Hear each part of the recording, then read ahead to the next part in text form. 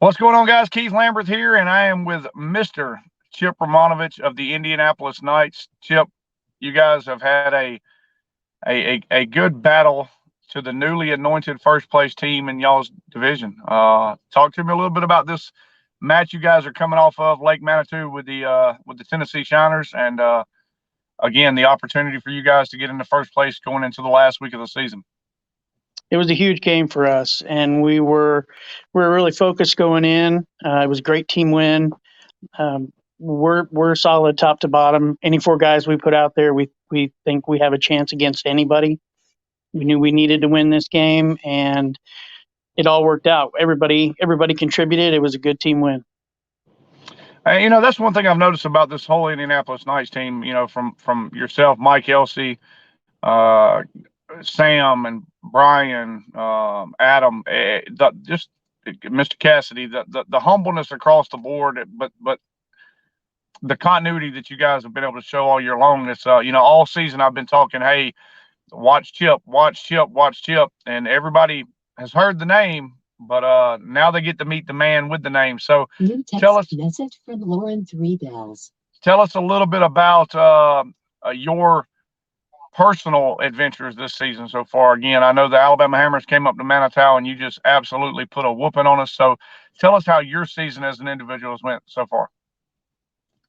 It's gone pretty well. I've been fortunate to find fish, um, especially on our home lake. The game against Alabama, I certainly didn't expect that. That was just an amazing day from start to finish.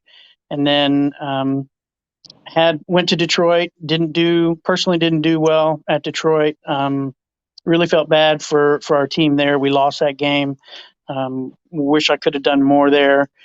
Then we came back against Tennessee on Saturday and had a pretty good day. My spot that I started off on, I thought I would catch more fish than I did. I got three there, but it kind of just stopped. And then the great thing about Manitou for us is, you can find fish all over that lake, and we were able to bounce around and hit some different spots, and was fortunate to come up with a pretty good day.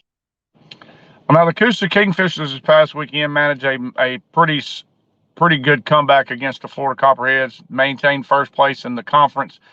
But you guys have now, again, within your division, moved into first place, which means a lot for this Indianapolis Knights team because you guys are certainly going to have the opportunity to. +15022730633. Sorry about that. You guys are absolutely going to have the opportunity to host some home playoff matches. So what does that lake provide you guys for an advantage? And again, the opportunity to looking at hosting these home playoff matches. Well, being home is huge. The lake itself is a good lake, and it fishes really well. I think in a variety of conditions, and I'm not sure it gives us a huge advantage because a lot of the games that we play are pretty close on Manitou.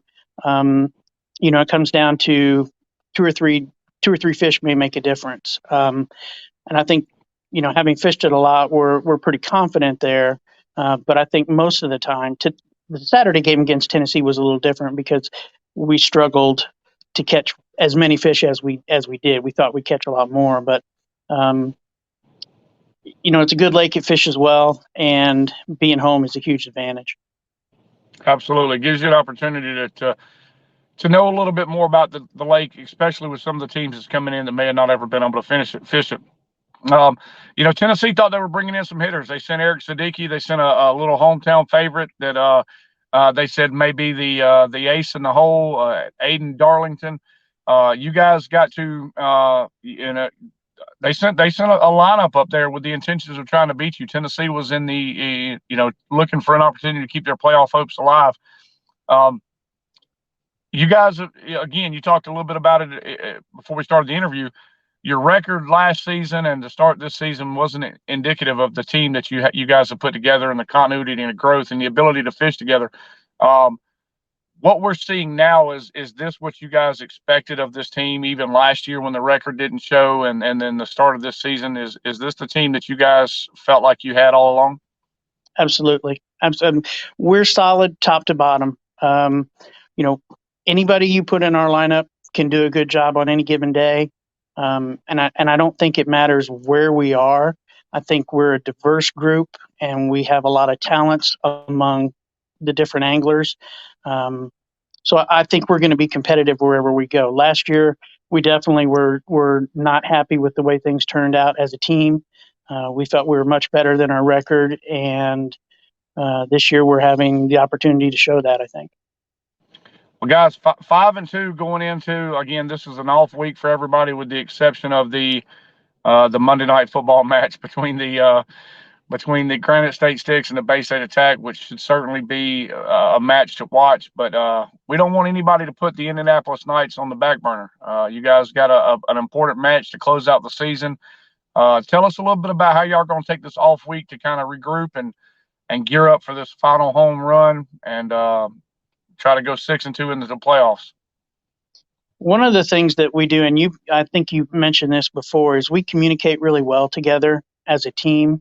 And we're going to take this week, we're going to get together, talk a little bit about what we need to do, some of the ways we need to fish, and just keep our focus on what's ahead of us more immediately than down the road, because we know that winning this next game is just as important as winning the first playoff game. I mean, we've got to stay on track and keep doing the things we're doing.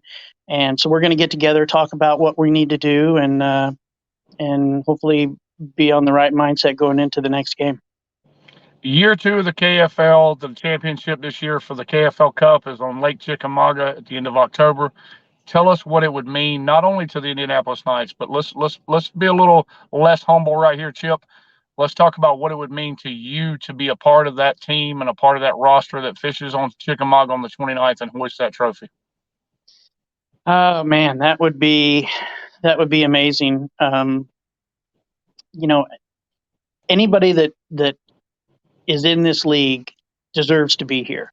So to be playing for the championship and be one of the 4 on our team, and then one of 8 total, would just be, I mean, it's hard to put into words how much it would mean to me. You never think about how you would do in those positions until you get there, and it would be so exciting, and for my friends and family and all the people that have supported me and given their time to me to get me where I am today. So it would be pretty special. Absolutely. Well, Chip, I'm certainly a fan. I've got to fish you guys twice this year in Indianapolis, the Knights, both at Manitou and on Lake Wadowee. Super impressed with the guys that you have, the people on the team, not just the anglers. I want to thank you again for taking the time to come on with me today. Look, I'm excited to see what this last match brings you guys and how you guys fare going into the playoffs. We wish you guys a great off week, and then the next week, nothing but the best of luck and all the safety out on the water. And we look forward to talking to you guys come playoff time. I hope so, Keith. I really appreciate the time, and it would be great if we keep these talks going. Absolutely. Guys, if y'all don't know the name, now you do. I've mentioned it before. You get to meet the man behind the name, Chip Romanavich with the Indianapolis Knights. Chip, thanks again for having this interview with me today.